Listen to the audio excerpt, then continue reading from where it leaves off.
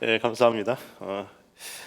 두 번째 날이 됐는데 제가 사랑하십시다라고 인사를 하자고 할 걸로 생각하신 것 같은데 아닌데 첫날에 했던 거 끝까지 밀고 합니다. 행복하십시오 그렇게 인사할까요? 행복하십시오. 예. 한 번 더 저 때문에 행복하십시오. 예, 저 때문에 행복하십시오. 네.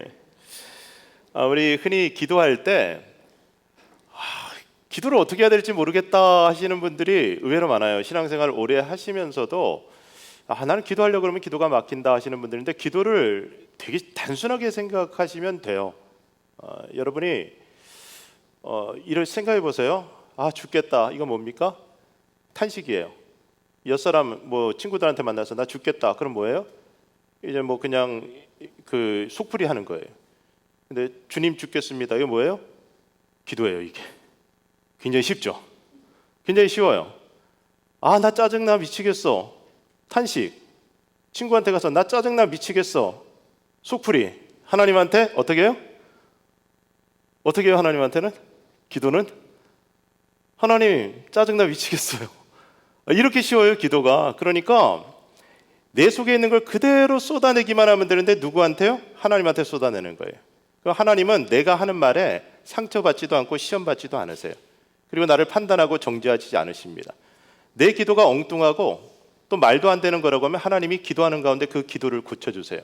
그래서 필리포서 4장 6절 7절 말씀 보면은 아무것도 염려하지 말고 오직 모든 일에 기도와 간구로 너희 구할 것을 감사함으로 하나님께 아뢰라. 그러면 모든 지각에 뛰어난 하나님의 평강이 그리스도 예수 안에서 너희 마음과 생각을 지키시리라 그랬죠.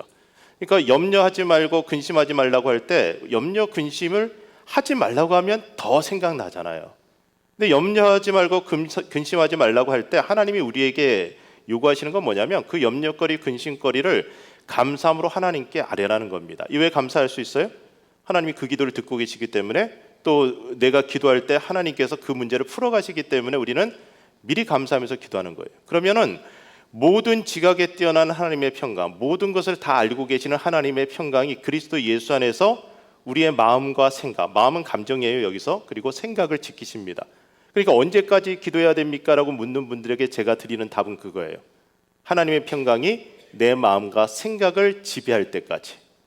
이게 뭡니까? 하나님이 내 마음과 생각을 다스릴 때까지. 하나님이 내 마음과 생각을 다스리시면 그게 뭐예요? 누구 나라? 하나님의 나라. 하나님의 나라는 두 자로 천국.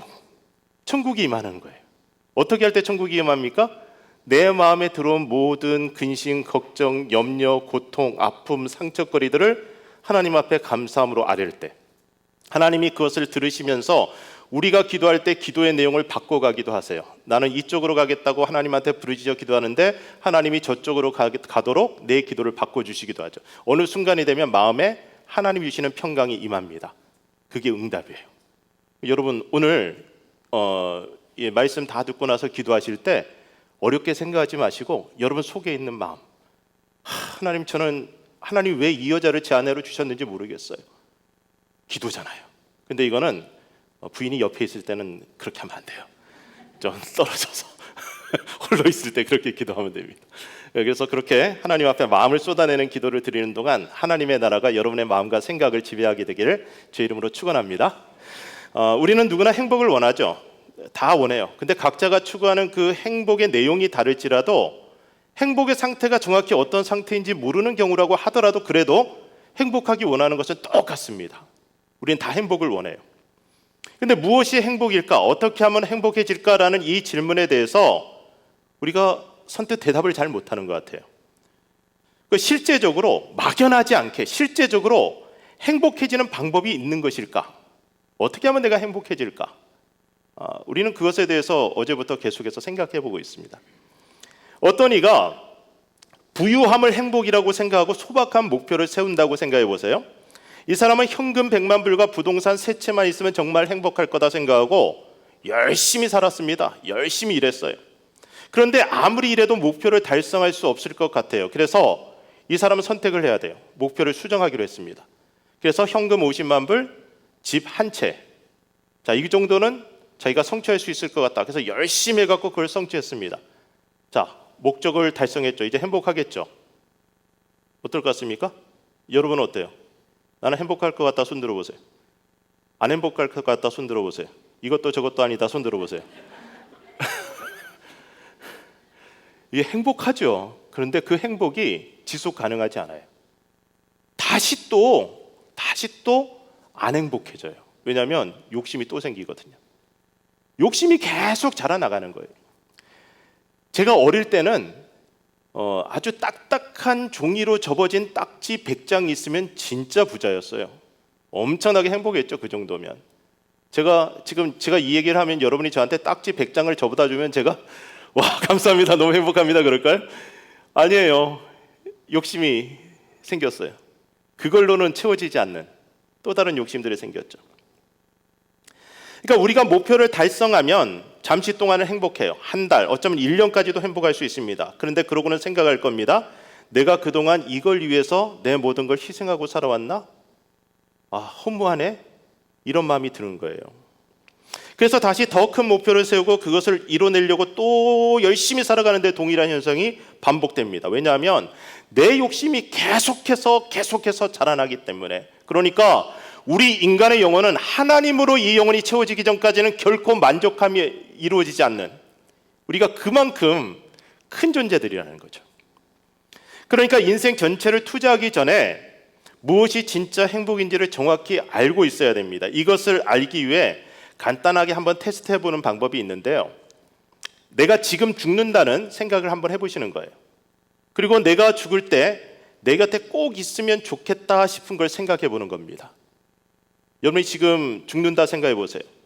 그때 내 곁에 꼭 있으면 좋겠다.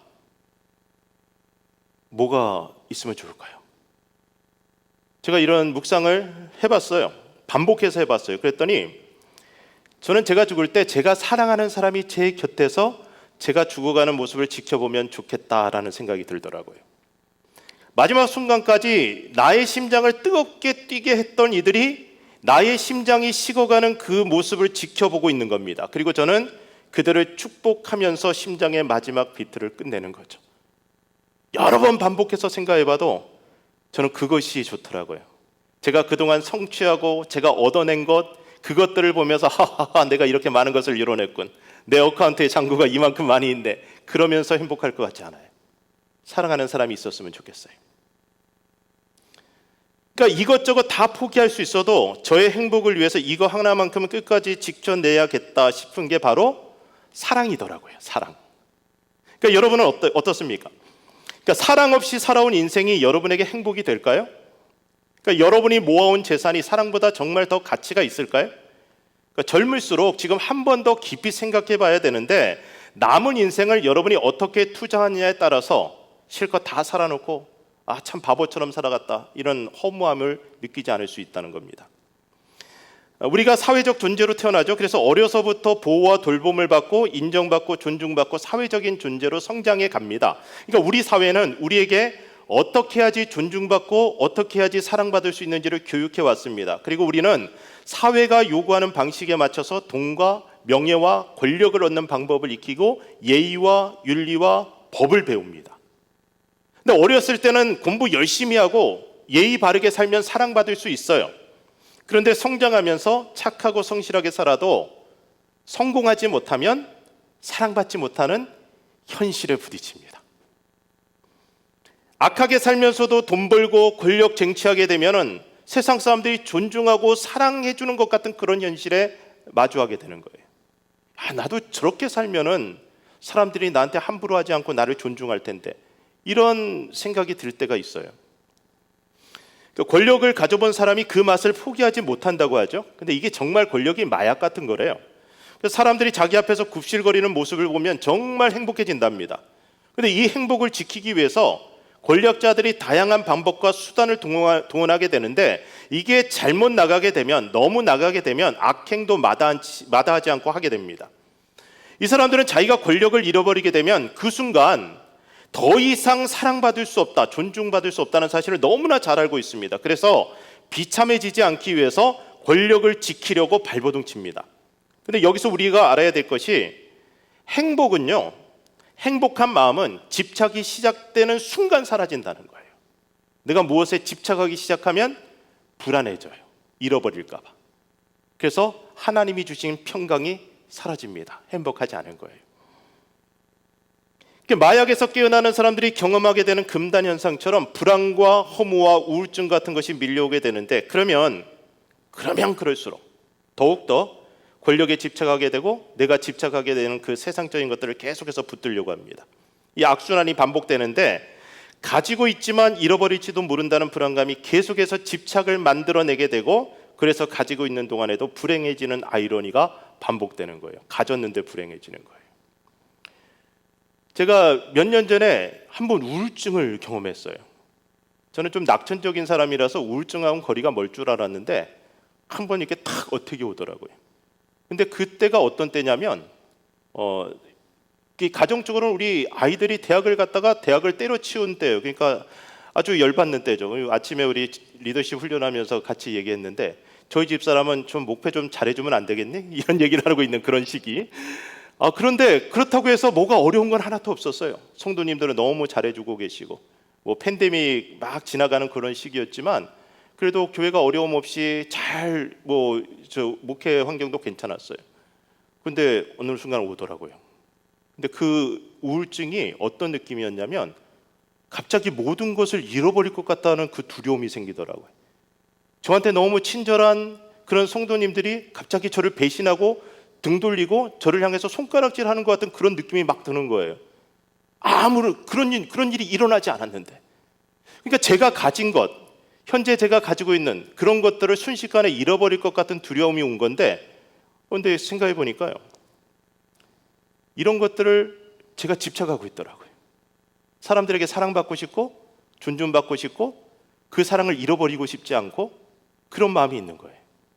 근데 집착하니까 잃어버릴 것 같은 두려움이 어느 순간 갑자기 제 마음에 확 들어온 거죠. 그러니까 우리가 무엇인가를 너무 좋아하기 시작하면, 놓치고 싶지 않으면, 그때는 우리는 역설적이게도 그것 때문에 두려움이 생기고 우리에게 주어진 행복을 잃어버리게 될 수 있다는 겁니다. 그러니까 현실 세상은 그렇더라고요. 약삭빠르고 악랄한 사람들이 잘 되는 경우가 꽤 많아요. 그러니까 정직하고 열심히 살아온 사람들의 마음에 허무가 밀려오고 그것이 그들의 마음을 불행하다고 느끼게 만드는 경우가 꽤 생기는 겁니다. 제가 보니까 브릿지교회 성도님들은 기본적으로 되게 착하고 성실하게 사시는 분들 같아요. 혹시 아닌 분 있으면은 고개를 잠깐 숙여보세요. 착하고 성실하게 사는 게 기본적으로 여러분이 살아가는 삶의 태도인 것 같아요. 그런데 여러분 살아보니까 어때요? 진짜 아주 못되고 꽤 많고, 그리고 아주 정말 그냥 약삭빠르고 이기적인 그런 인간이 잘 되는 경우 꽤 봤죠. 정말 짜증나지 않아요? 내가 저 꼴 보려고 나는 이렇게 성실하게 살아왔나? 그러면서 허무감이 밀려올 때가 있잖아요. 제가 결론을 한번 생각해 봤습니다. 그러니까 행복에 대해서 생각해 봤는데요, 악하게 살아도 불행해지고 선하게 살아도 불행해져요. 많은 것을 성취해도 불행해지고 실패해도 불행해집니다. 결국 우리는 모두 행복을 쫓으며 살다가 불행해지는 존재들이더라고요. 이 허무주의가 이런 건데, 전도서 말씀이 그렇습니다. 헛되니 모든 것이 헛되도다. 인생 살아보니까 정말 허무하더라는 거죠. 내가 이 세상을 떠나 영원히 쉴 곳으로 떠나는 그 순간에도 거리에는 조객들이 오고 가고 있어요. 나의 영이 그것을 주신 하나님께로 돌아가게 되면 이 세상의 것에 묶여 살던 나의 육체는 흙으로 돌아가게 되는데, 잘 살아보겠다고 그동안 길을 쓰고 살아왔던 것이 무슨 의미가 있을까 생각할 만큼 우리 인간이라는 존재가 허무하다는 거죠. 그래서 저는 그런 허무한 날이 이르기 전에 미리 그날의 제 모습을 종종 묵상해 보게 돼요. 그러니까 제가 이게 우울증을 한번 딱 경험하고 나서 시작하게 된 묵상인데, 눈을 감고 상상하는 겁니다. 제가 제 자신에게서 나와서 관에 누워있는 제 모습을 이렇게 들여다봅니다. 그랬더니 막 와서 사람들이 조문하고 울기도 하고 그러는 모습이 보여요. 자, 그리고 장례가 끝나고 나서 제 시신을 담은 그 관이 이제 불 속으로 들어가서 태워집니다. 그리고 그 뼈가루를 저희 가족들이 가지고 가서 광야에 흩뿌립니다. 이게 제 인생의 마지막이더라고요. 자, 여러분은 어떨까요? 여러분의 육신은 이 세상에서 영원히 그대로 머무를 수 있을까요? 언젠가 다 사라지잖아요. 너무 허무하지 않아요? 그러니까 이렇게 죽음을 묵상하고 난 다음에 이 세상에 대한 집착이 좀 희미해지는 것을 경험하는데요, 제 자신도 또 제가 집착하는 모든 것도 결국에는 다 사라질 것들입니다. 이런 것들에 저의 마음이 묶여갖고 죽느니 사느니 하면서 이렇게 살아가는 것이 이게 얼마나 어리석은 짓인가라는 생각을 하게 돼요. 그래서 영원한 것은 무엇일까? 흔들리지 않고 빼앗기지 않는 것, 죽어서도 저 세상까지 가지고 갈 수 있는 것은 무엇일까를 생각해 봤습니다. 그랬더니 고린도전서 13장 말씀이 확 들어오더라고요. 8절 말씀, 13절 말씀 두 구절을 제가 읽어드립니다. 사랑은 언제까지나 떨어지지 아니하되 예언도 패하고 방언도 그치고 지식도 패하리라. 13절입니다. 그런즉 믿음, 소망, 사랑 이 세 가지는 항상 있을 것인데 그 중에 제일은 사랑이라. 쉬운 성경 버전으로 8절을 읽어드립니다. 사랑은 영원합니다. 예언은 있다가도 없고 방언도 있다가 그치며 지식도 있다가 사라질 것입니다. 자, 영원한 게 뭐라고 했어요? 사랑은 영원하다는 거죠. 그러니까 나의 심장을 다시금 뜨겁게 뛰게 만들어주는 단어, 이게 사랑이더라고요. 그러니까 사랑이 없으면 우리가 평생 수고하고 이루어 놓은 것들이 다 허사가 되어버립니다. 사랑 없이 했던 것들이 다 의미가 없어진다는 거예요. 제가 퀴즈 하나 낼게요. 여러분 이건 대답을 하셔야 돼요. 손을 들어서 표하셔야 돼요. 중산층이 있으면 안 됩니다. 자, 시카고 사람들의 머리카락 숫자를 모두 곱한 것, 그리고 이 세상에 있는 동물의 털 숫자를 모두 더한 것, 둘 중에 어느 숫자가 더 클까요? 자, 시카고 사람들의 머리카락 숫자를 다 곱한 것이 더 크다 생각하시는 분 손 들어보세요. 동물들의 털수를, 온 세상 동물들의 털수를 더한 숫자가 더 크다 손 들어보세요. 더하기가 이게 곱하기보다 더 셀까요? 여러분 곱하기의 파워를 잘 모르시나 본데 곱하기는 엄청나게 커져요. 그러나 이게 참 문제가 뭐냐면 머리 없으신 분 한 분만 만나면 이게 곱하기 0이 되는 거죠. 곱하기 0이에요. 그냥 제로가 나옵니다. 그러니까 시카고에 있는 모든 사람들의 머리털 수를 곱하면은 값이 얼마가 나와요? 정확히 제로가 나와요. 반드시 제로가 나옵니다. 머리털 없는 분이 한 분은 있으니까 최소한. 고린도전서 13장 1절에서 3절 말씀 읽어드릴게요. 내가 사람의 방언과 천사의 말을 할지라도 사랑이 없으면 소리나는 구리와 울리는 꽹과리가 되고 곱하기 0이 된다는 거예요. 내가 예언하는 능력이 있어 모든 비밀과 모든 지식을 알고 또 산을 옮길 만한 모든 믿음이 있을지라도 사랑이 없으면 내가 아무것도 아니요 곱하기 0이 됩니다. 내가 내게 있는 모든 것으로 구제하고 또 내 몸을 불사르게 내줄지라도 사랑이 없으면 내게 아무 유익이 없다. 곱하기 0이에요. 사랑이 없으면 내가 엄청나게 많은 일을 해댔는데도 곱하기 0이에요. 아무것도 아니라는 거예요. 그러니까 사랑 없이 행해왔던 모든 것들, 나의 죽음과 함께 다 험하게 사라져 버립니다.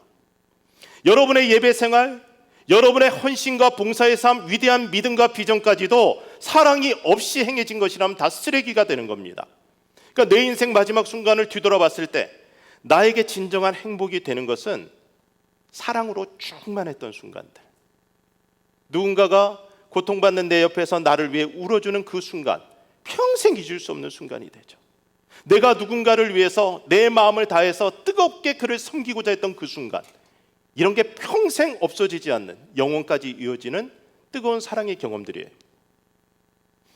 여러분이 가장 행복했을 때를 한번 떠올려 보세요. 사랑에 빠졌을 때, 그 행복 그 자체죠. 사랑에 빠졌을 때.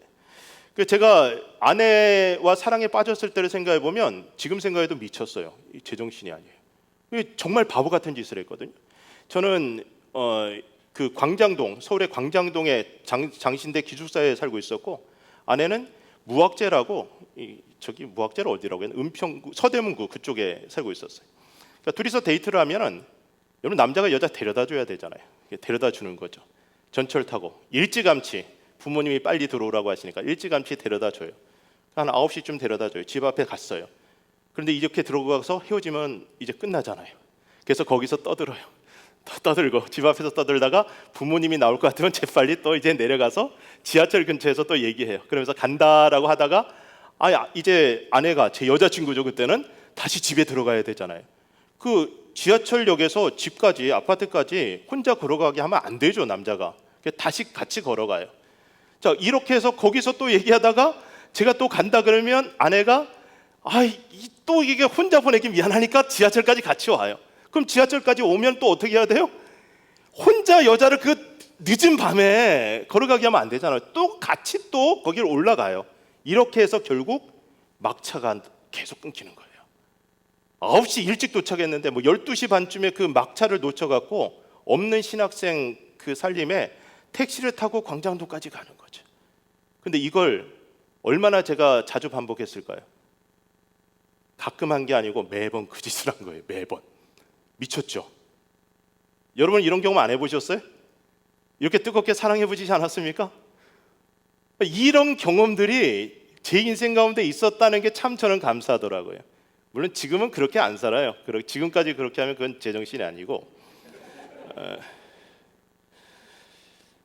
그런데 누군가를 제가 뜨겁게 사랑했던 순간, 사랑에 빠졌을 때 그때를 생각해 보면요, 영혼의 전율이 느껴집니다.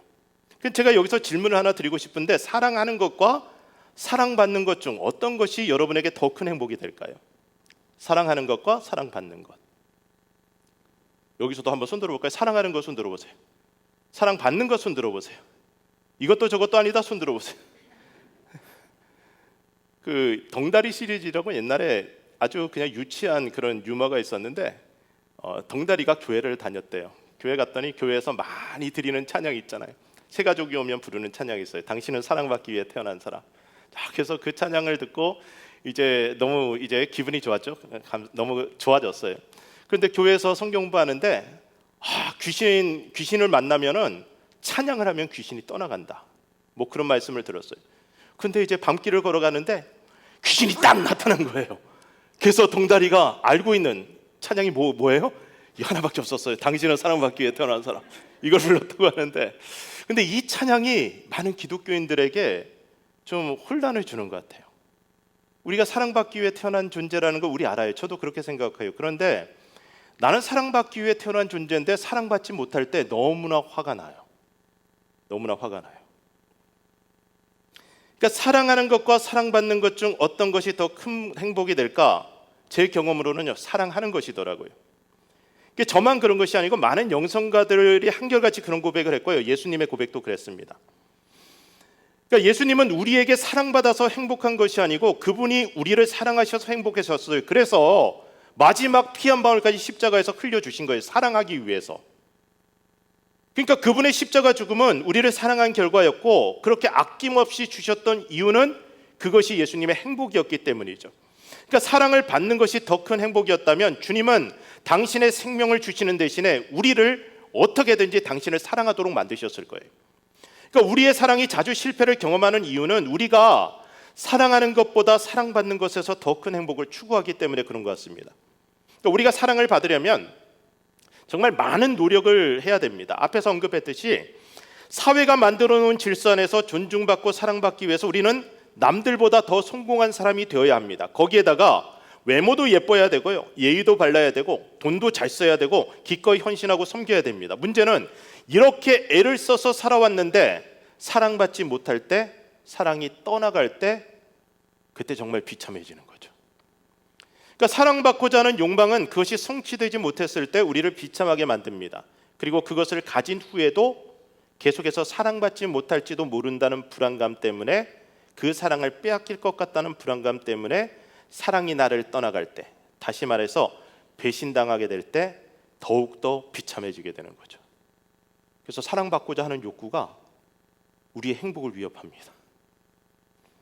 그러니까 사랑받음으로 행복해지려는 사람은 계속해서 노력하고 또 노력하게 되는데요, 시간이 지나면서 자기 자신을 채찍질하는 경우보다 상대방을 채찍질하는 경우가 많아지게 됩니다. 다른 이들을 바꾸어서 나를 사랑하도록 만드는 일에 에너지를 쏟게 되는 거예요. 그래서 여러분 자식들을 키우면서도 그러잖아요. 내가 너 때문에 죽겠다. 내가 너 때문에 진짜. 아니 왜 이렇게 말을 안 듣니? 너 엄마 마음을 왜 이렇게 모르니? 이 뭐예요? 내가 원하는 방식으로 나를 사랑해달라는 요구잖아요. 내가 그동안 너에게 얼마나 잘해주었는데 내가 인간이라면 나한테 이러면 안 되지. 이런 거. 내가 사랑해줬으니까 너 사랑을 나한테 줘야 되지 않아. 사랑받고 싶은 욕구 때문에 마음이 불행해지는 거죠. 그러니까 사랑이 있기 때문에 생겨나는 마음의 불행인데, 사랑을 받고 싶은 욕구가 커져서 생기는 불행입니다. 그러니까 내가 사랑하지 않는 사람의 배신은 배신도 아니에요. 그런 사람 배신할 때 뭐 우리 그렇게 뭐 기분 안 나쁩니다. 그런데 정말 사랑했던 사람이 나를 배신할 때 많이 아프죠. 그리고 우리가 너무 아파서 자신의 아픔에 매몰되게 되면요, 이 아픔이 자신은 물론이고 상대방을 파괴하는 언행으로까지 발전하게 됩니다. 그래서 유다는 예수님을 팔아먹고 자기 스스로 목매어 죽습니다. 여기서 우리가 진지하게 생각해 봐야 하는 문제가 발생하는데, 사랑이 영원하다고 했는데 이건 뭐지? 사랑이 영원하다고 했는데, 사랑이 진짜 행복이라고 했는데 도대체 이건 뭘까? 남녀가 서로 사랑에 빠져 있는 모습을 보면 이게 너무 행복해 보여요. 저는 아들이 둘이 있는데 큰 아이는 뭐 연애에 관심이 별로 없어요. 거의 뭐 저 같아요. 그런데 둘째는 아주 이렇게 그 주변에 여자애들이 많이 이렇게 와서 하루만 놀아주라, 뭐 영화 좀 같이 보자, 뭐 그리고 길거리에서도 여자애들이 뭐 전화번호 좀 달라, 막 이런 거. 근데 이 얘기를 듣는데 저 기분이 그렇게 좋아요. 그래서 아들이 저한테 전화해갖고 뭐 얘기하면은 다른 얘기하고 있으면 제가 재빨리 대화의 주제를 여자 얘기로 이렇게 가져가요. 요새 쫓아다니는 여자 없냐? 너한테 뭐 해달라는 여자 없냐? 그럼 그런 이야기를 아이가 해줄 때 남녀가 막 서로 좋아하고 막 이런 이 아슬아슬한 그런 느낌 있잖아요. 로맨스. 그게 되게 재밌고 좋더라고요. 우리가 그 학교 다닐 때 선생님한테 뭐 저 첫사랑 얘기 해달라 그러고 막 그러잖아요. 그런 얘기 뭐 그렇게 대단하겠어요. 그런데 남녀가 사랑하는 얘기를 들으면은 재밌고 깔깔대고 흐뭇하고 그런 거예요. 그 제가 처음 만나는 우리 저 브릿지 교회 뭐 집사님 장로님들한테도 어떻게 만나셨어요? 누가 먼저 좋아했어요? 이런 질문하는데 그런 얘기 듣는 거 되게 재밌더라고요. 사랑하는 그런 이야기. 아담이 하와를 처음 본 순간에 이는 내 뼈 중에 뼈요 살 중에 살이라고 외쳤습니다. 아주 푹 빠져버린 거예요. 두 사람이 서로를 깊이 사랑하는 그 순간 거기가 에덴 동산이고 천국이었는데, 문제는 그렇게 사랑해서 결혼한 두 남녀가 항상 서로를 따뜻하게 사랑하고만 살지 않게 되는 거예요. 결혼 생활 10년 이상 되신 분들 있죠. 여기 10년 이상 되신 분들 한번 손 들어보세요. 결혼하셨는데 나는 10년 이상 결혼 생활을 지속해왔다. 손 들어보세요. 자, 손 들어보세요. 자, 내리시고 10년 전에 나는 뜨겁게 사랑했었다. 손 들어보세요. 10년 전 막 심장이 콩닥콩닥하고 뜨겁게 사랑. 자, 근데 지금도 나는 내 아내를 보면, 와이프가 왜 와이프인지 아세요? 와 이쁘다. 와 이쁘다. 그래서 와이프예요. 나는 내 와이프를 보면은 막 심장이 콩닥콩닥 뛰고 있어. 손 들어보세요. 예, 와 대단하시는데, 근데 이게 심장병이에요. 10년이 됐는데도 10년이 지났는데도 와이프를 보고 이게 심장이 콩닥콩닥 뛰는 거, 이게 정상이 아닌 거예요. 이거는 이때는 이제 좀 병원 가보셔야 되는데, 그러니까 상대방에게 우리가 사랑받을 때 정말 행복해요. 그런데 이 사랑이 영원히 지속 가능한 그런 종류의 사랑인지를 생각해 봐야 돼요. 가슴이 심장이 콩닥콩닥 되고 뭐 눈에서 그냥 꿀물이 쫄쫄 떨어지고 하는 그런 사랑은 처음 우리가 만났을 때 결혼까지 이르게 하기 위해서, 그러니까 제정신이 아니어야 되잖아요. 눈에 콩깍지가 씌워져야지 우리가 평생 한 사람과 살겠다는 이 서약을 할 수 있으니까 하나님이 우리가 그런 사랑에 빠지도록 우리를 그렇게 몰아가셨어요. 그런데 이 사랑으로 결혼하고 나서 평생 그렇게 콩닥콩닥 뛰고 하면은 어떻게 결혼 생활을 유지해요? 힘들지. 그러니까 지금 뭐 손을 드신 분들은 사실 뭐 알아요. 그 마음은. 그렇게 손 안 들면 집에 가서 부인한테 이제 혼날까봐 그래서 손 든 거 제가 아는데, 근데 그러면 시간이 지나면 우리 어떻게 사랑할까요? 가슴이 콩닥콩닥하는 사랑이 아닌 또 다른 사랑으로 발전하는 거죠. 아내를 불쌍히 여기는 마음, 내 남편을 불쌍히 여기는 마음, 그런 것들이 사랑에 조금 더 깊이 있고 성숙한 사랑으로 발전해가는 거죠. 그런데 우리가 상태가 좋을 때는 상대방에게 잘해서 사랑을 받아내려고 하는데, 상태가 좋지 않으면요, 상대방을 어떻게든지 굳혀서 그에게서 사랑을 받아내려고 합니다. 그래서 때로는 회유하고 때로는 협박해요.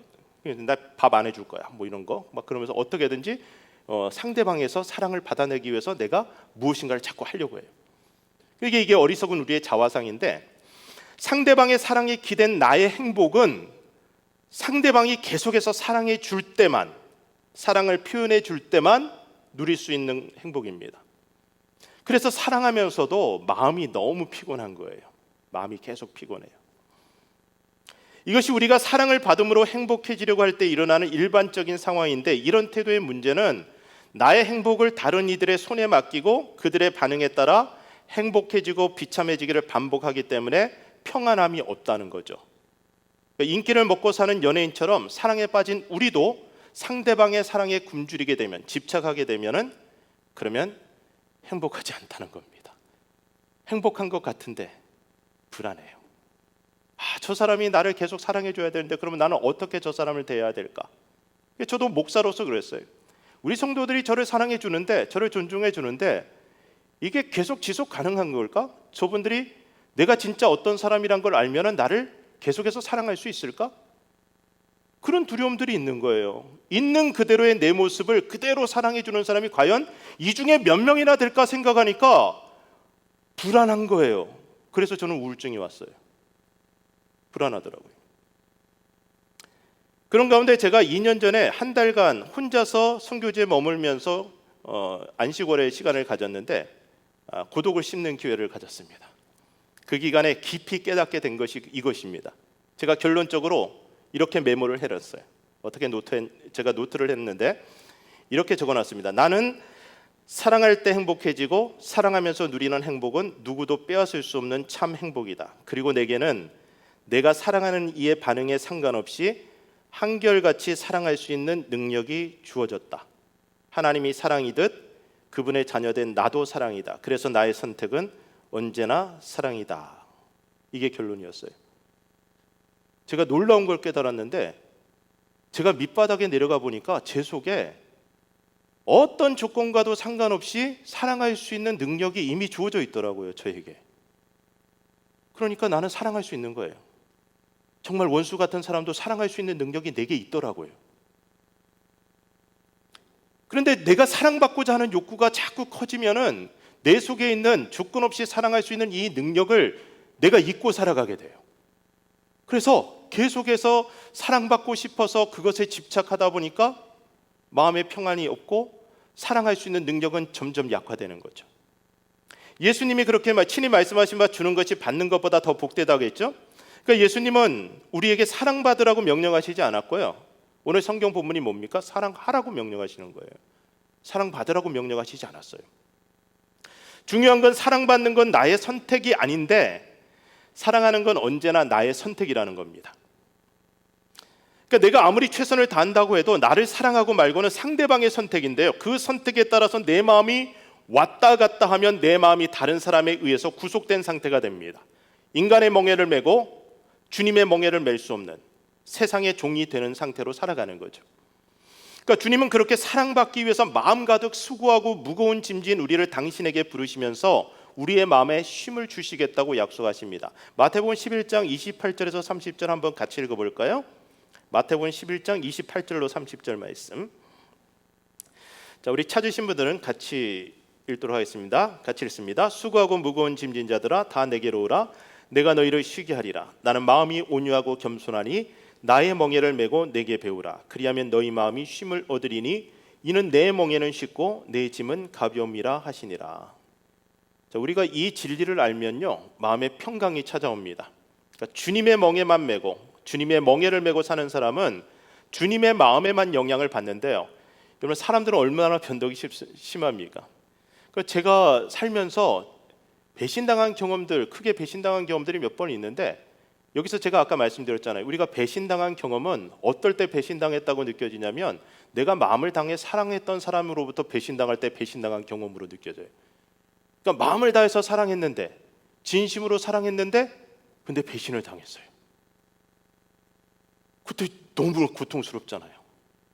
사랑한 만큼 아픈 거예요. 근데 이게 왜 이렇게 나는 아플까 생각해 보니까 제가 사랑을 하면서 그 사람에게 기대한 게 있는 거예요. 사랑을 받고자 하는, 내가 한 만큼 받고 싶은 게 있는 거죠. 그래서 그것이 채워지지 않을 때 그동안 사랑했던 것 이상으로 아픈 거예요. 그런데 사람은 그렇게 변덕이 심하잖아요. 정말 믿었던 사람인데 제 믿음을 배신한 거죠. 여러분도 그런 경험이 있을 거 아니에요. 그런 경험 없이 여기까지 오신 분들은 아마 하나도 없을 거예요. 인간은 변덕이 있어요. 그래서 배신당한 경험이 있을 거예요. 그런데 주님은 변덕이 없으세요. 하나님은 일관돼요.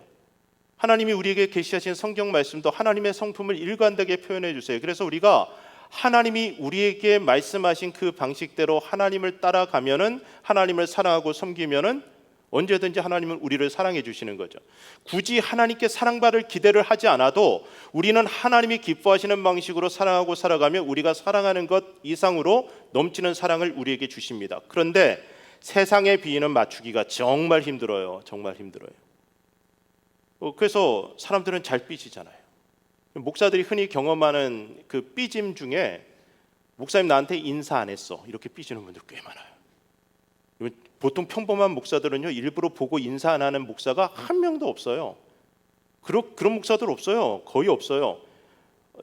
갑자기 생각나는 목사님 한 사람인데 그 목사님 빼고는 없더라고. 그러니까 보통 목사님들은요, 일부러 인사 안 하는 경우 없어요. 아무리 못되게 하는 성도라도 다 인사해요. 그런데 무슨 일인지 모르지만 목사님하고 서로 엇갈렸겠지. 그런데 그걸로 상처받아갖고 계속 괴롭히는 사람도 저는 경험해봤어요. 여러분 생각해보세요. 제가 일부러 인사 안 할 사람이에요? 어떻게 알겠어요? 그치? 어떻게 알겠어? 그런데 제가 그걸 말씀드리잖아요. 저는 그런 사람은 아니라고. 그런데 목사님이 나를 무시했어. 일부러 다른 사람한테 다 인사하면서 나한테 인사 안 했어. 이렇게 상처받고 그러면서 휙가닥 해버리시는 분도 봤고, 본인이 미워하는 저 사람하고 너무 오래 얘기했다? 그래서 휙가닥 해버리시는 분도 봤어요. 그러니까 아무리 내가 최선을 다하더라도 그분이 원하는 만큼, 그분이 원하는 방식으로 사랑해 드릴 수 없는 그런 한계들이 계속해서 나오더라고요. 그래서 사람 비위 맞추는 거 정말 힘들다. 결론은 그렇게 이르렀는데 주님 마음 맞추는 건 너무나 쉽더라고요. 한결같아요. 세상은 언제나 흔들리지만 온유하고 겸손한 주님의 마음은 흔들리거나 변하지 않습니다. 그러니까 주님의 멍에를 메우고 주님께 배우는 사람의 마음은 항상 쉼을 누리게 됩니다. 내가 주님 멍에를 메고 있으면, 내가 주님의 판단만 의식하면, 그리고 주님의 마음에만 귀를 기울이면 그러면 돼요. 누가 나를 어떻게 판단하든지 간에 내 마음엔 평안이 있습니다. 왜냐하면 하나님이 나를 옳다 하시면, 하나님이 나를 기쁘게 받으시면 그것으로 행복하기 때문에 그래요. 예수님이 당신을 가리켜서 나는 마음이 온유하고 겸손하다고 했는데, 마태복음 5장 5절, 우리가 팔복 어제 말씀을 읽었는데요, 마태복음 5장 5절 말씀 보면 온유한 자는 복이 있다는 말씀이 있어요. 온유한 자는. 근데 이 온유하다는, 이 온유함의 성품을 우리가 많이 오해하고 있는데, 그냥 유순하고 착하고 부드러운 걸 온유함이라고 성경이 말씀하지 않고요, 하나님께 길들여진 강함을 온유함이라고 해요. 그러니까 하나님의 통제를 받는, 하나님께 순종하는 사람들이 가지고 있는 강함이 온유함입니다. 모세의 온유함이 지면에 누구보다도 뛰어났다 그랬잖아요. 근데 모세가 얼마나 강력한 리더였습니까? 그러니까 하나님께 길들여진 강함이 온유함입니다. 근데 영어 성경 메시지가 마태복음 5장 5절, 이 온유한 자는 복이 있나니를 어떻게 번역했는지 보세요. 더도 말고 덜도 말고 자신의 모습 그대로 만족하는 너희는 복이 있다. 그때 너희는 돈으로 살 수 없는 모든 것의 당당한 주인이 된다. 그러니까 더도 말고 덜도 말고 자신의 모습 그대로 만족하는 것을 온유함이라고 이렇게 해석한 겁니다. 그러니까 하나님의 손에 길들여진 강한 사람은 더도 말고 덜도 말고 하나님이 내게 주신 이 삶의 조건에 만족하는 사람이에요. 감사하는 사람이죠. 이것은 사명에 있어서는 달라요. 길들여진 야생마가 경기마가 됐을 때는 빨리 달리고 그 경기에서 이기는 것이 사명이에요. 거기에선 만족하면 안 돼요. 그러나 마국간의 조건, 내가 먹는 것에 대해서는 만족하는 거죠.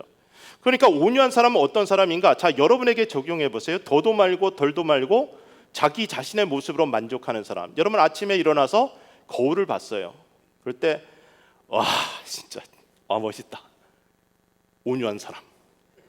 이런 사람이 온유한 사람이에요.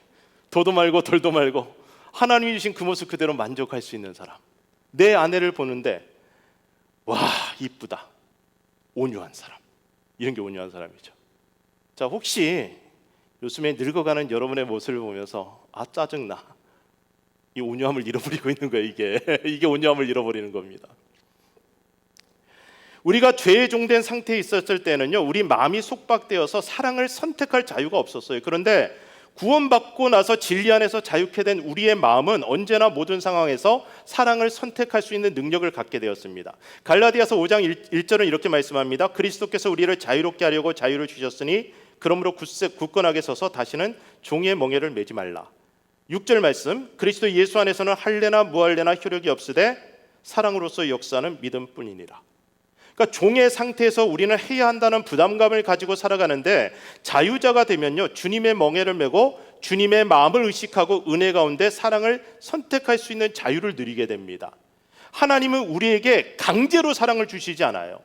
하나님은 우리를 강제로 성령 충만하게 하시지 않아요. 하나님은 우리 마음 문 바깥에서 우리가 스스로 마음의 문을 열고 하나님의 사랑을 받아들이고 성령을 받아들이기를 원하세요. 그래서 하나님은 계속해서 우리에게 호소하시죠. 지금 이 저녁 시간도 하나님이 이 말씀을 통하여 여러분들 가운데 성령 충만 주시기 원하고 사랑을 주시기 원해서 호소하고 계세요. 그때 여러분이 마음 문을 열고 하나님이 내게 주시는 사랑을 받고 성령 충만하기를 간절히 구할 때 하나님의 성령이, 하나님의 나라가 여러분의 마음 가운데 임하게 되는 거죠. 세상에 종된 상태에서는 상대방의 반응에 따라 나의 감정이 요동쳐요. 그래서 사랑이나 증오를 선택하게 되는데, 세상에서 자유케 된 영혼은, 주님의 종된 사람들은 언제나 일관되게 사랑을 선택하며 살아가게 됩니다. 왜냐하면 내가 유일하게 의식하고 살아가는 나의 주님이 사랑이시기 때문에, 하나님은 사랑이시기 때문에 그분의 자녀된 우리의 선택도 항상 사랑일 수밖에 없다는 거예요. 그래서 주님의 자녀된 우리에게 이미 사랑할 수 있는 능력이 주어졌습니다. 큰 사랑을 받았기 때문에 이 사랑으로 우리는 사랑할 수 있는 능력을 가졌는데, 우리가 거칠애가 아닌 진심으로 사랑할 수 있는 능력이 우리에게 있다는 사실을 먼저 믿어야 됩니다. 그런데 마귀가 우리를 속여요. 마귀는 우리에게 주님의 사랑으로 충분하지 않다고 계속해서 우리를 속입니다. 다른 이들에게도 사랑받아야지 행복하다고 하면서 사랑받기 위해 사랑받을 만한 행위를 하라고 계속해서 부추겨요. 특히 내면을 바꿔서 아름다운 존재가 되는 건 실제로 사랑받는데 별로 도움이 안 된다고 하는 거예요. 그러면서 겉만 바꿔서 상대방을 속이고 예의 바르게 행동하고 성실한 사람으로 보이라고 말합니다. 그러니까 겉만 바꾸면 그게 훨씬 더 효과적이라고 얘기하죠. 근데 우리가 살고 있는 이 현실 세계에서 겉으로 그럴듯하게 보이고 그럴듯하게 행동하는 사람이 더 존중받고 사랑받는 경우를 우리는 많이 보아왔습니다. 그래서 사랑받으려고 하면요, 거칠애로 사랑하는 척하는 이런 기술들을 점점 연마하게 돼요. 기업에서 압박 면접이라는 게 있는데요, 면접받는 사람을 막 도발해요. 그래서 열받게 만들고 주눅들게 만드는 방법이에요. 이런 압박 면접에서도 흔들리지 않고 또박또박 잘 대응하는 사람을 뽑으면 이런 사람이 영업도 잘할 것이고, 그리고 윗사람에게도 잘할 것이라는 그런 기대를 가지고 압박 면접을 하는 거죠. 그래서 아주 되도 않는 그런 도발을 하는 거예요. 자, 그런데 이런 상황 속에서 감정의 요동이 없이 깔끔하게 대답하고 착실하게 대답하는 사람, 정상이 아닌 거예요. 이 소시오패스들이 이걸 정말 잘합니다. 공감 능력 제로, 양심이 없는 사람들, 압박 면접에서 넘버원, 정말 잘합니다. 근데 교회가요, 목사들을 청빙할 때 그런 목사를 청빙하는 교회가 있어요. 감정의 요동이 없는 목사, 어떤 상황 속에서 흔들림이 없이 그냥 일관된 모습으로 안정감을 주는 그런 목사님을 우리는 원한다는 거죠. 그래서 소시오패스 목사님을 청빙하는 교회들이 의외로 있습니다. 여러분, 감정이 무너지고 힘들고 지치고, 그게 보통 인간이에요. 보통 인간. 그 하나님의 종들도 죽여달라고 하나님 앞에 엎드려서 통곡하는 사람들, 여러분 성경을 읽으면 다 나오잖아요. 그게 정상적인 사람들의 모습이에요. 근데 그런 압박 면접에서도 통과하고, 그래서 그냥 그 겉보기에 정말 완벽해 보이고 흔들림이 없어 보이는 그 사람들, 공감 능력이 없는 소시오패스라면요, 공감 능력이 없기 때문에 행복을 느끼지 못해요. 행복감을 경험하지 못합니다. 다른 사람의 아픔에 대해서 내가 공감하지 못하고 그렇게 살아가는 가운데 이분들의 삶 가운데 진정한 하나님의 나라가 임하지 않아요. 여러분, 비슷한 수준의 외모를 가진 사람들 중에 화장을 잘한 사람이 더 예쁘게 보입니다. 그런 것처럼 뭐 거짓 이력, 거짓된 말, 거짓된 행동으로 자기를 잘 포장하는 사람들이 세상에서 성공하는 경우가 꽤 많은데, 하나님은 마음 중심을 보지만 세상은 외모를 보기 때문에 그래서 성공하는 케이스가 있어요. 그러나 그렇게 성공했을 때 행복하냐는 거예요. 겉으로 속여서 진짜 내 모습이 아닌 것으로 성공했는데 불안하죠. 성공하고 인정받고 사랑받는 사람들 중에 겉모습과 내면의 갭이 큰 사람은 실제로 행복할 수가 없습니다. 그러니까 겉과 속의 갭이 커질수록 우리 자존감이 낮아지기 때문인데, 모두를 속일 수 있는 탁월한 연기를 한다고 해도 내가 나를 알기 때문에 겉과 속이 다른 자신을 스스로 존중하고 사랑할 수가 없는 거예요. 저는 가까이 교제하는 목사님들 중에 이런 분들이 너무 좋더라고요. 자기 속에서 일어나는 자기가 추구하는 자기 모습과 너무나 다른 추악한 내 모습을 보고 그것 때문에 통곡하고 힘들어하고 하나님 앞에 엎드리는 사람들, 이런 사람들은 이 갭이 점점점 줄어들어요. 그러나 완벽하게 겉모습으로 거칠애로 나의 모습을 거룩하고 아름답게 포장해서 그렇게 살아가면서 내면은 전혀 가꾸지 않는 사람들, 하나님 앞에 통곡하지 않는 사람들, 계속해서 갭이 커지죠. 이게 위선자 바리새인들이 되는 겁니다. 로마서 7장 8장을 보면은 아주 드라마틱한 변화가 나타나는데요. 사도 바울이 자기 자신을 가리켜서 오라 나는 비참한 사람이로다, 이 사망의 몸에서 누가 나를 건져낼고 탄식합니다. 자기 속에 있는 더러운 죄악을 본 거예요. 그러니까 우리가 그리스도인들이 하나님의 거룩한 빛 앞에 내 자신이 들어가면요, 내 속에 있는 더럽고 추악한 것들이 다 드러나요. 우리가 햇빛이 비칠 때 먼지들이 확 보이는 것처럼 내가 하나님의 빛 앞에 들어가면은 나의 죄인됨이 그대로 다 드러나요. 이 비참한 나를 어떻게 할까? 탄식하고 하나님 앞에 통곡할 수밖에 없는데, 그런데 어떻게 할 방법이 없어요. 이 사망의 몸에서 도대체 누가 나를 건져낼까? 근데 이 질문이 너무 좋아요. 이 사망의 몸에서 내가 어떻게 벗어날까가 아니라 누가 나를 건져낼까? 이렇게 질문하잖아요. 누가 이 비참한 가운데서 그를 건져낼 수 있을까요? 누구예요? 오라 나는 비참한 사람이로다, 이 사망의 몸에서 누가 나를 건져낼까? 누가 나를 건져낼 수 있어요? 임무영 목사님이 여러분의 그 사망의 몸에서 여러분을 건져낼 수 있을까요? 누가 건져냅니까? 그 다음에 나오는 말씀이 뭐냐면, 그런즉 우리 주 예수 그리스도로 말미암아 내가 하나님께 감사리로다. 그 고백이 나와요. 예수님이 건져주시는 거죠. 그러니까 나의 더럽고 취약함을 보고, 그러면서 누가 나를 건져낼까? 그러면서 십자가 예수님을 바라보는 순간 내가 치유되어지고 깨끗해지는 은혜를 경험하는데, 이렇게 정직하게 살아가는 사람들이라야지 내면과 외면의 갭을 줄이고 살아갈 수 있어요. 그래야지 하나님이 주시는 행복감을 누리고 살 수 있습니다. 엄청난 인기와 사랑을 받는 스타 연예인들을 생각해 보세요. 그 인기와 사랑이 진짜 그를 향한 것이 아니고 그의 이미지 때문임을 알고 있기 때문에 이 사람들은 사랑받는 동안에도 행복해지지 않습니다. 저희 큰아이가 고등학교 다닐 때 좋아한다고 따라다니던 그 타인종 여자아이가 있었어요. 그런데 우리 아이가 되게 기겁을 했어요. 싫어했어요. 불편해했어요. 그래서 제가 왜 그러냐고 했더니만 그 애가 한류에 푹 빠져 있대요. 그래서 자기 학교에 한국 애들이 별로 없는데 자기를 보면은, 그러니까 그 여자애가 자기를 볼 때 그 여자애가 좋아하는 한국의 어떤 그 연예인을 닮았다고, 그래서 좋아한다는 거예요. 그 자기는 그 연예인이 아니기 때문에 이 싫다는 거죠. 그러니까 어떤 이미지를 보고 좋아할 때 그걸 진짜 좋아한다고 생각할 수가 없잖아요. 그러니까 우리는 사회생활을 위해서 예의를 갖춰야 됩니다. 그러나 내가 보여주고 싶은 그 모습이 나의 진짜 모습이 돼야지 불안해지지 않는데, 보여주고 싶은 이 모습과 진짜 내 모습이 너무 다를 때 우리는 뽀록 날까 봐 두려워요. 결국 다 들키면 어떡하나, 그게 두려운 거죠. 그래서 우리는 너무 과하게 친절하거나 너무 과하게 깍듯하게 살면서 실제 모습이 드러나는 순간 사람들을 당황하게 만들지 않도록 적당한 수준에서 나의 이 내면하고 비슷한 수준의 모습으로 누군가를 섬기고 사랑하고 그들과 관계를 맺는 게 좋아요. 그러니까 외면을 가꾸는데 30을 쓴다면 내면을 가꾸는데 70 정도를 써야 합니다. 똑같이 살면 안 돼요. 똑같이 사는 건 왜 위험하냐면, 내 속에 미움과 증오가 있는데 누군가를 대할 때 그걸 있는 그대로 싹 드러내버리면, 제가 경험하는 분들 중에 그런 분들이 있어요. 나는 겉과 속이 똑같으니까, 그러면서 함부로 하는 분들이 있어요. 무례하게 행동하는 분들. 아니, 누가 그분의 그 무례함을 보고 싶어요? 그런 건 숨겨야 돼요. 그게 예의예요, 예의. 그게 예의인데, 숨기면서 겉으로 이게 숨겨진 외면을 진짜 자기 모습인 것처럼 속이면 이게 위선이 되는 거죠.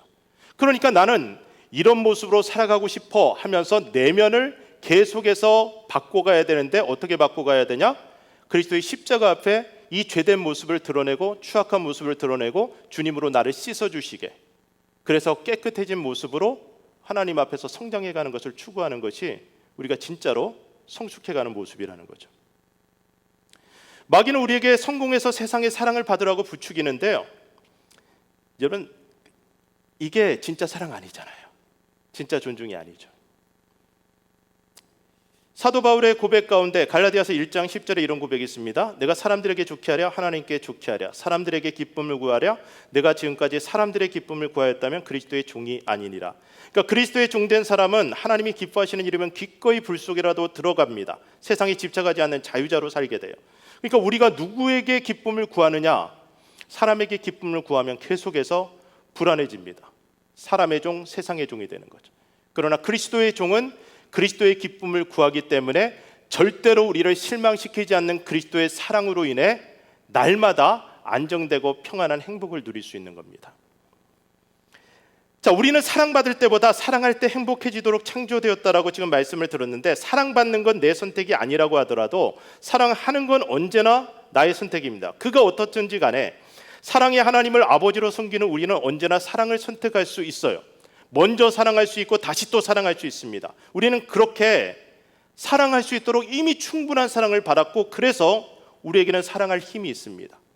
창조주가 우리에게 주신 사랑, 구세주가 십자가에서 보여주신 그 사랑, 우리가 나고 자라면서 우리에게 주어진 모든 사랑들이 우리에게 다시금 사랑을 선택할 수 있는 힘을 주고 있어요. 저는 여러분이 이 진리를 믿고 다시 한번 사랑을 선택하는 사람이 되길 바랍니다. 그러니까 하나님의 사랑과 이웃 사랑은 분리되지 않고 같은 선상에서 가는데, 만약 보이지 않는 하나님을 사랑한다고 내가 이야기하면서 예배는 거룩하게 드리면서, 그러나 눈에 보이는 내 곁에 형제들을 사랑하지 않는다면 성경은 이것을 거짓말하는 것이라고 말합니다. 하나님 사랑하게 되면 이웃을 사랑할 수 있는 능력이 생깁니다. 여기서 우리가 오해하지 말아야 될 것, 사랑은 단순한 감정이 아니라는 거죠. 여기서 많은 분들이 이 오해 때문에 사랑을 실천하지 못하더라고요. 그러니까 하나님은 우리에게 좋아하라고 명령하시지 않고 사랑하라고 명령하셨는데, 여러분, 의사가 까다로운 환자를 싫어할 수 있지만 수술에 임하게 되면은 아무데나 자르고 아무데나 찔러대지 않아요. 최선을 다해서 수술해 줍니다. 사랑은 그렇게 대상을 가리지 않고도 섬길 수 있는 능력이 사랑입니다. 아기를 돌보는 일 피곤한 일이지만 아기를 사랑하기 때문에 엄마는 밤에도 수십 차례 일어나서 아기를 돌보게 되는데, 좋아하고 싫어하는 것, 이런 건 감정이에요. 그런데 사랑하고 증오하는 것은 존재에서 나오는 전인격적 반응입니다. 다시 말씀드립니다. 좋아하고 싫어하는 것 감정, 그러나 사랑하고 증오하는 것은 존재에서 나오는 전인격적 반응입니다. 그런데 하나님은 사랑이듯 사랑이신 하나님의 자녀된 우리도 뭐예요? 우리는 뭐예요? 따라해 볼까요? 나는 사랑이다. 예, 사랑이에요. 그러니까 우리는 존재 자체가 사랑인 거예요. 그러면 이 존재가 선택할 수 있는 것은 사랑이라는 거죠. 증오가 아니라는 거예요. 증오심은 파괴적인 감정이고 파괴적인 생각입니다. 상대방이 죽었으면 좋겠고 그가 망가지도록 최선을 다해서 무엇인가를 하려는 마음이 증오심입니다. 이게 과연 사랑이신 하나님의 자녀된 하나님의 사람들의 모습이 될 수 있을까요? 아니잖아요. 그래서 내놓는 변명이 증오하는 대상을, 내가 증오하는 대상을 마귀화하게 됩니다. 그렇게 되면 나의 증오심은 정당한 분노가 될 수 있어요. 내가 사랑인데, 하나님의 자녀된 내가 사랑이기 때문에 나는 사랑을 해야 되는데, 근데 저 사람은 너무 믿고 저 사람은 죽었으면 좋겠고 저 사람을 나는 파괴하고 싶어요. 그래서 선택하는 방법이 저건 마귀야, 저건 하나님이 미워하시는 존재야, 반드시 파괴해야 돼. 자, 그런데 그렇게 하면 나의 이 증오심이 정당한 분노가 될 수 있다고 생각을 하는데, 이렇게 해서 살인을 저지른 한 사람의 이야기가 있어요. 아벨이라는 사람인데요. 그가 가인을 죽일 때 그의 마음에 질투와 증오심으로 가득했습니다. 그런데 그럼에도 불구하고 자기 동생을 죽여요. 죽일 때 그의 마음은 내가 정의롭다, 내가 의롭다라는 이 자기 자신의 어떤 그 자기의에 충만했던 거죠. 옳은 일을 했다고 생각하고 자기의 마음을 위로하면서 자기 동생을 죽였는데, 여러분 이게 비참한 거잖아요. 그러니까 우리가 이렇게 살아가는 게 우리 인생 가운데 많이 있다는 거예요. 우리 마음에 죄가 들어오면 판단하고 정죄하는 것이 일상이 되는데, 판단과 정죄는 증오로 발전할 가능성이 아주 높습니다. 그러니까 예수님을 십자가에 못 박으라고 외치던 사람들, 그 목소리에 눌려서 예수님에게 사형을 언도했던 빌라도, 이 사람들은 옳은 일을 한다고 믿었겠지만 정말 그들은 옳지 않았잖아요. 그들이 하나님의 아들을 십자가에 못 박은 근거가 무엇이었냐면 그들이 내세운 정의였습니다. 이게 정의롭다고 생각한 거예요. 율법이 명하는 바대로 행했다고 생각하는 거예요. 결국 하나님의 심판대에서 그들이 최후의 판결을 받는 날이 된다면 과연 하나님은 그들에게 어떤 판결을 내리겠습니까? 마귀에게 속았는데 그 마음이 증오로 가득해서 그들을 자유케 하기 위해 이 세상에 오신 하나님 나라의 왕 되신 예수 그리스도를 오히려 죄인으로 정죄하고 십자가에 못 박았던 거죠. 그들이 예수님을 정죄한 그 근거가 율법도 로마인의 법도 아닌 사실상은 증오였습니다. 미움 때문에 그랬죠. 한국 사람들 자주 사용하는 말 중에 국민정서법이라는 게 있어요. 옳고 그름 중요하지 않아요. 중요한 건 내가 기분이 나쁜 거예요. 미운 거예요. 그래서 죽여요. 마귀는 사람들의 마음을 부추겨서 그들 마음 가운데 증오심을 일으키게 되는데, 이 증오심을 자기 마음이라고 착각한 이들이 서로의 증오심을 부추기면서 결국 예수님을 십자가에 못 박습니다. 그러니까 선하신 예수님을 십자가에 못 박을 정도의 인간이라면 못 박지 못할 사람이 어디 있겠어요? 그 정도의 증오심이면 다 죽일 수 있어요. 그리스도인의 사랑은 원수에 대해서까지 사랑을 선택하는 능력으로 나타나는데, 원수를 사랑하기 위해서 여러분은 그 원수를 좋아할 필요가 없어요. 여러분 원수를 좋아하면 그것도 병원에 가야 돼요? 이상한 거죠. 나를 이렇게 괴롭히는 사람. 근데 저도 그런 분을 봤어요. 참 착한 분인데 마음이 좀 안타깝더라고요. 자기한테 그렇게 못되게 하고 나쁘게 하는데 그 사람 앞에 계속해서 가서 그냥 아휴 얼마나 힘들어 하면서 계속 그 사람 마음을 맞춰주려고 노력하는데, 이거는 그냥 가스라이팅 당해서 끌려가는 거지 사랑은 아니에요. 그런 거는. 그러니까 원수는 그렇게 좋아하면 안 돼요. 원수는 사랑하는 거지. 보복하지 않는 것, 그를 위해서 기도하는 것, 이게 원수를 사랑하는 거죠. 그러니까 마태복음 5장 43절에 보면 이웃을 사랑하고 원수를 미워하라 하였다는 것은 너희가 들었으나 나는 너희에게 이르노니 너희 원수를 사랑하며 너희를 박해하는 자를 위하여 기도하라. 이렇게 말씀했죠. 좋아하라고 하지 않고 사랑하라. 그를 위해 기도하라. 의인의 강구가 역사하는 힘이 크다고 했는데, 이때 의인은 사랑의 사람을 가리킵니다. 하나님은 사랑의 사람이 강구하는 기도에 응답하십니다. 미움이 가득한 채로 하나님 앞에 기도할 때 하나님이 그 기도에 응답하시기 쉽지 않아요. 그런데 우리가 하나님 말씀에 순종해서 사랑의 하나님처럼 나로 사랑의 사람으로 살아가겠다 결단하고 사랑하기 위해 하나님 앞에 발버둥 칠 때 하나님은 그 사람의 기도를 들어주세요. 여러분 몸에 병이 있고 그리고 여러 가지 마음에 아픔이 있고 그럴 때 이거 하나 스위치만 딱 바꾸시는 거예요. 하나님이 사랑이든 나도 사랑이다. 나 사랑하겠습니다. 하나님 사랑할 힘을 주세요. 근데 저도 제가 그러니까 아까 말씀드렸던 그 안식월 가기 전에 몸의 수치들이 다 안 좋았어요. 혈압도 너무 높았고, 혈압약은 물론 먹고 있지만, 그리고 당뇨 수치가 이제 약을 먹어야 되는 수치까지 딱 됐을 때인데, 한 달을 쉬면서 하나님 앞에 깊이 제 자신을 돌아보고 제 속에 있는 죄성을 보고 하나님께서 저를 깨끗게 하시는 은혜를 경험하고, 하나님이 사랑이듯 저도 사랑입니다, 사랑하겠습니다 선택한 순간 돌아와서 피검사를 했는데 모든 수치가 다 정상으로 내려갔어요. 콜레스테롤부터 모든 수치가 전부 다 정상으로 내려갔어요. 사랑하기 시작하면요, 스트레스도 사라지고 그리고 몸의 질병도 사라지고 엔돌핀, 다이놀핀 솟아나서요 몸에 있는 모든 병균들을 죽여버리는 능력들이 나타납니다. 그러니까 왜 내가 이렇게 아플까?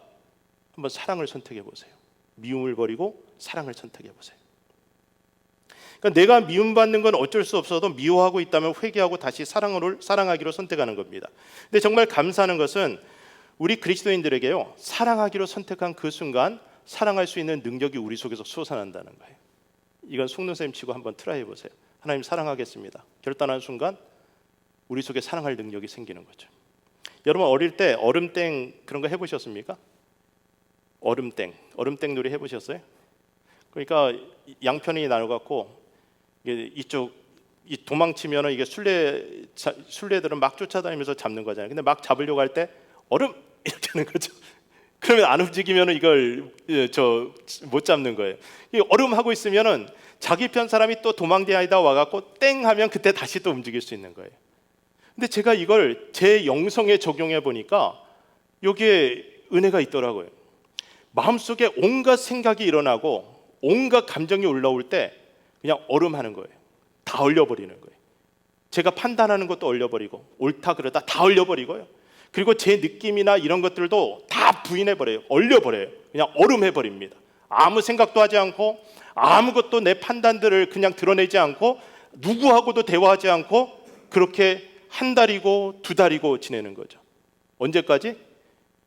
예수님이 오셔서 땡 해주실 때까지. 근데 내가 나를 죽여놓으면 예수님이 땡 해주시더라고요.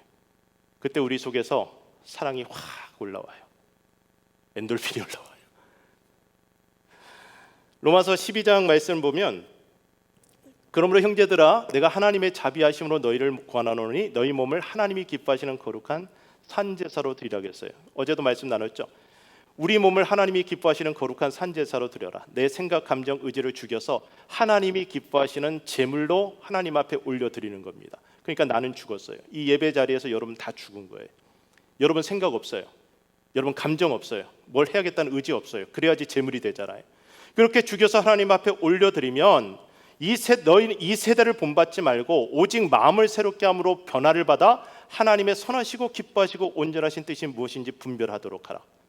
그러니까 우리의 마음이 리셋되어서 하나님의 선하시고 기뻐하시고 온전하신 뜻이 순식간에 우리 속에서 깨달아지는 은혜가 임해요. 그러니까 이런 경험이 우리가 하나님 앞에서 새로워지는 경험인데 이 순간에 한결같이 나타나는 반응이 뭐냐면 나는 사랑이다였어요. 나는 사랑이다. 사랑할 수 있는 힘이 내 속에 있다. 우리는 영적인 민감성을 가지고 살아가야 되는데 죄가 들어올 때 우리는 그것을 알아채야 돼요. 이 죄가 진짜 내 생각이 아니라는 걸 알아야 돼요. 근데 사람들이 죄가 들어와서 죄된 생각을 사탄이 내 속에 집어넣는데 그걸 자기 생각으로 알고 그 생각을 자꾸 묵상해요. 그게 내 생각이니까 나는 이렇게 판단해서 내가 옳아 생각하는데 처음 가룟 유다도 그랬어요. 예수님 팔 마음을 마귀가 가룟 유다 마음 가운데 넣어줬잖아요. 그런데 가룟 유다는 이것이 자기 마음인 줄 알았어요. 그 생각을 발전시켰죠. 그래서 제사장을 만나고 그리고 예수님을 팔아 넘길 계획을 짜고 그러는 동안 이 생각은 점점 발전해요. 그런데 성경을 보니까 이 가룟 유다가 예수님이 떡을 찍어서 줄 때 그걸 받을 때 마귀가 그 속에 들어갔다라는 말씀이 나와요.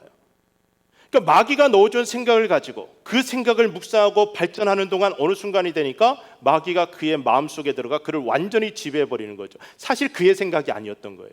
마귀가 넣어준 생각이죠. 그러니까 영적인 민감성을 가지고 있으면 내가 지금 하는 이 생각이 내 생각이 아니라 마귀가 넣어주는 생각이라는 것을 깨닫는 순간 우리는 뭘 해요? 얼음하는 거예요. 얼려버리는 거예요. 생각을 더 이상 발전시키지 말아라는 거죠. 가인은 하나님께 거절당했다고 느꼈습니다. 그리고 사랑하는 이에게 거절당하는 것은 큰 상처인데 부모에게 거절당하고 친구에게 거절당한 사람들이 비슷한 상황에서 상처가 건드려지는 경험을 하게 되면 과도한 반응을 하는 경우가 있습니다.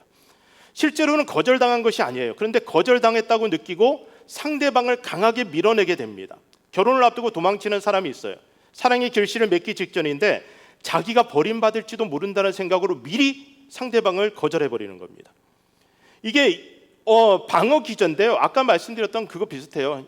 이 인사 안 받았다고 상처받고 삐지는 분들은 저 사람이 나를 거절할지도 모르겠다는 그 두려움이 있어서 먼저 거절하는 거죠. 그러니까 굉장히 안타까운 분이에요. 상처가 많은 거죠. 그래서 내 인사를 감히 안 받아 목사님이? 왜 그래? 근데 안 받은 게 아니잖아요. 근데 그런 생각이 드는 순간 그 생각을 계속 발전시키다 보니까 버림받을 수 있다. 그럼 내가 먼저 버려야지. 난 상처받고 싶지 않아. 그래서 관계들을 계속해서 밀어내고 주변에 사람이 남아나지 않아요. 우리가 누군가를 미워하고 있다면 그 미움이 마귀가 준 감정, 마귀가 준 생각이 아닌지를 점검해 보셔야 됩니다. 이 미움이 너무나 크게 차올라서 기도하기조차 힘든 상황이 된다면 여러분 그때 모든 생각과 감정을 얼려버리는 거예요. 그러면 우리 마음 가운데 기적과 같은 일이 일어나는데 적당한 시점에 주님이 그 얼음을 깨주시러 오시는 겁니다. 그리고 다시금 뜨겁게 사랑할 수 있도록 해주십니다. 그 사랑이 우리를 우리답게 만들어주고 그런 우리를 통해서 세상은 사랑의 주님을 경험하게 됩니다. 사랑하는 성도 여러분, 이제 말씀을 마치려고 하는데요. 평안과 행복 우리 모두가 원하는 거죠. 여러분으로 인해 여러분을 둘러싼 사람들이 그리스도의 사랑을 경험하게 되기를 여러분은 원하실 겁니다. 내 속에 들어온 이 하나님의 나라가 나를 만나는 모든 사람들에게 전파되기를 우리는 원해요. 그렇다면 이제 사랑받고 싶은 그 욕심을 내려놓았으면 좋겠어요. 그러니까 사랑하는 내 아내, 내 남편에게 내가 사랑받고자 하는 욕심을 내려놓으세요. 상대방이 나를 안 사랑해줘도 나는 이 사람을 사랑하겠다는 결단을 하는 거죠. 자, 그러면은 그 사람이 나를 사랑하지 않을까요? 이런 것까지 생각하지 마요. 이것까지 생각하지 마요. 너무 생각하지 말고 일반적으로는 내가 아낌없이 사랑하면 상대방이 나를 사랑하는데 그러면 사랑하지 않을까 생각하는 순간 사랑받고자 하는 욕구가 다시 올라오잖아요. 그냥 나는 사랑만 하면 돼요. 그러니까 미워하는 마음 던져버리고 사랑하는 사람으로 다시 태어나기를 소원하고 오늘 이 저녁 시간에 기도할 때 하나님 제 생각, 감정, 미움과 증오심 이런 것들은 다 올려버리겠습니다. 하나님이 땡하고 나를 쳐주세요. 그때 우리가 우리 속에 다시 솟아나는 이 사랑을 경험하게 될 때 그때 나 때문에 행복해지는 사람들을 보게 될 거예요. 이 공동체가 나 때문에 사랑으로 충만해지는 것을 보게 될 겁니다. 그래서 이 세상을 떠날 때 아무도 미워하는 이 없는 자의 죽음으로 하나님께 영광을 돌릴 수 있게 됩니다. 이미 큰 사랑받은 우리 이제 날마다 선택해야 될 것이 더 사랑받는 것이 아니라 더 사랑하는 것인 줄로 믿습니다. 사랑하기로 작정하시고 사랑을 선택하십시오. 그러면 사랑의 하나님이 친히 여러분 곁에 오셔서 여러분의 마음에 평안을 주시고 진실한 사랑을 할 수 있도록 도우실 것인데 이 사랑을 하는 동안 우리 마음과 육체가 힘을 얻고 치유되어지고 그리고 우리가 섬기는 공동체 가운데 우리가 상상할 수 없는 기적과 같은 일들이 일어날 것입니다. 예수 그리스도의 십자가도 사랑을 선택한 결과였고 우리의 섬김도 이 브릿지 교회 3주년도 사랑을 선택한 결과인 줄로 저는 믿습니다. 앞으로 4주년, 5주년 계속해서 브릿지 교회가 성장해 나갈 때 여러분의 공동체의 역사가 사랑을 선택한 역사가 되기를 저는 주의 이름으로 축원합니다. 그래서 미움을 버리고 증오를 버리고 이제 무조건 나는 누구다? 사랑이다. 다시 한번 따라해 볼까요? 나는 사랑이다. 그래서 이 사랑으로 선택하며 살아가는 우리가 되길 원합니다. 우리 함께 찬양 드리고 같이 잠깐 기도하는 시간 갖겠는데요. 우리 찬양팀 나오셔서 같이 함께 찬양 드리겠습니다.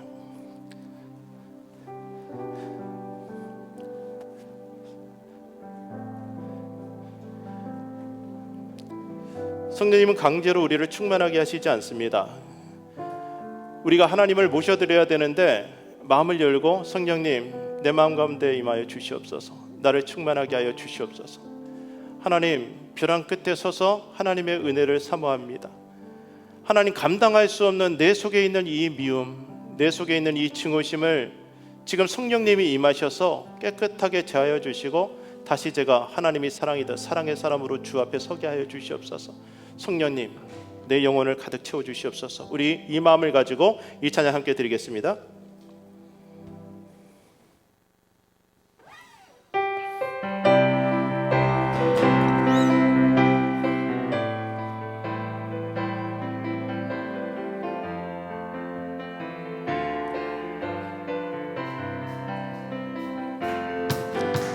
성령이여 임하소서. 내 마른 나의 심령 위에 주님의 은혜에 담비 내려 날 흠뻑 적셔 주옵소서. 주의 권세 주의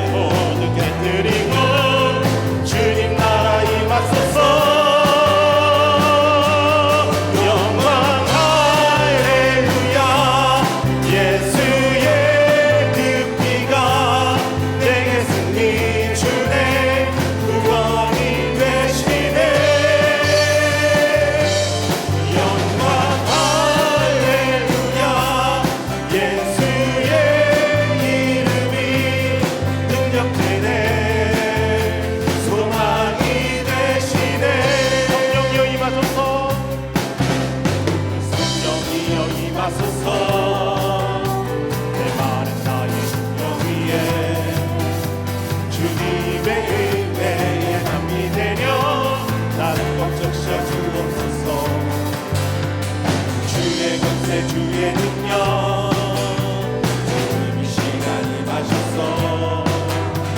악한 권세 거룩 깨뜨리고 주님 나라 임하소서.